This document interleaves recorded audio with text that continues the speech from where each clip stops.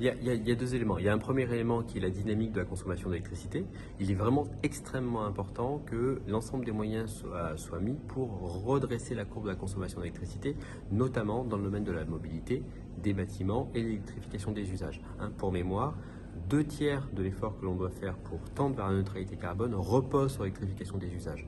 Donc, sans, j'allais presque dire, orientation très claire là-dessus, évidemment, on va être dans des situations difficiles qui viennent déstabiliser le fonctionnement du système électrique. Ça, c'est la première chose. Et la deuxième chose, c'est que, effectivement, en 2022, en 2023, on a eu un très très bon exercice d'élaboration de programmation pluriannuelle de l'énergie qui avait à la fois mobilisé des experts, des élus, parlementaires, députés, sénateurs. On est arrivé à un compromis politique que chacun à sa place a essayé de faire grandir.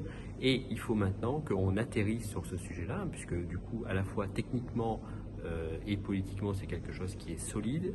Et il faut se servir de l'arrivée de ce nouveau gouvernement pour atterrir sur ce sujet-là et donner de la visibilité aux acteurs. C'est très important. On ne peut pas reculer, on ne doit pas reculer sur le recul des énergies fossiles dans le mix énergétique français, puisqu'on est encore à 60% de la consommation française d'énergie qui repose sur le fossile.